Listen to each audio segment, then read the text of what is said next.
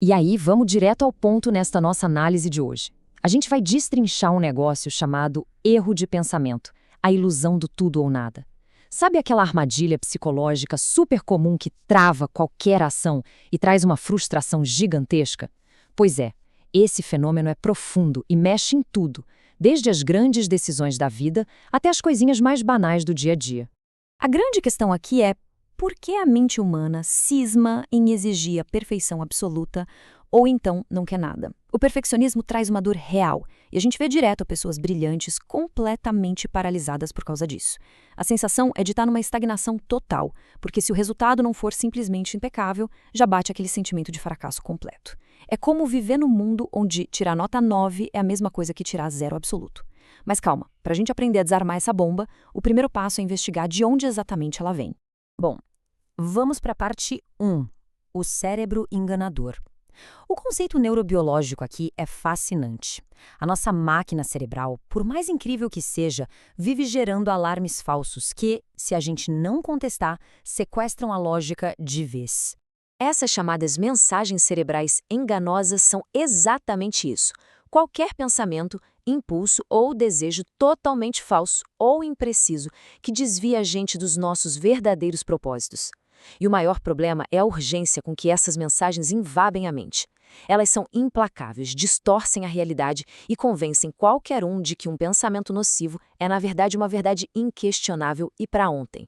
Dando uma olhada nesse ciclo, dá para ver que tudo começa com uma faísca. Uma mensagem falsa pipoca e imediatamente já desencadeia umas sensações emocionais ou físicas quase intoleráveis. Sabe aquele coração acelerado? O frio no estômago, a ansiedade pura? Como isso dói demais, a mente sai correndo atrás de uma saída rápida, provocando uma resposta que já virou hábito e, na maioria das vezes, é super doentia. A gente cede ao hábito, sente um alívio por um brevíssimo instante, mas adivinha, o ciclo inevitavelmente recomeça, só que agora ainda mais forte. Seguindo para a parte 2, a ilusão do tudo ou nada. É aqui que esse ciclo todo vira um erro cognitivo e passa a operar inteiramente em extremos destrutivos. Olha só, a raiz do problema é muito clara. É avaliar as informações nesses extremos absolutos, tipo ou está perfeito ou está arruinado. Essa distorção simplesmente apaga a área cinza. Acaba o meio termo. Esse jeito de processar o mundo coloca uma pressão gigantesca nas costas da gente, forçando todo mundo a enxergar a si mesmo e todas as próprias escolhas em termos absolutos de preto ou branco. Ou é um sucesso estrondoso ou é um desastre irrecuperável.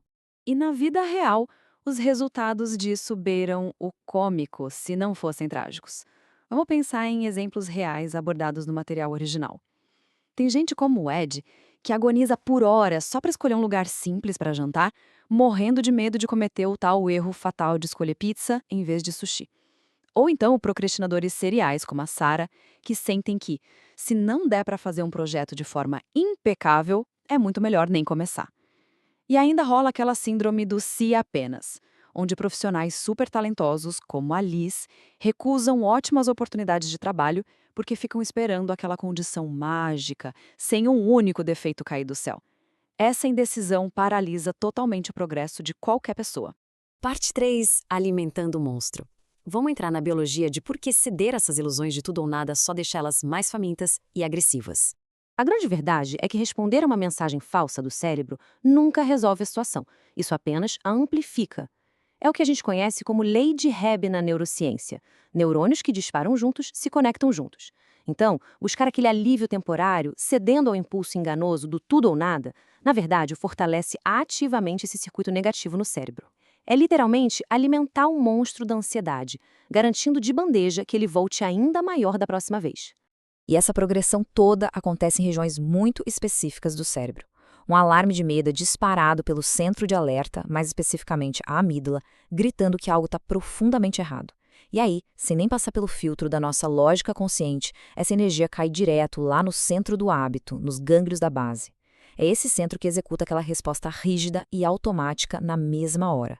Ou seja, o pensamento analítico é simplesmente deixado de fora da equação.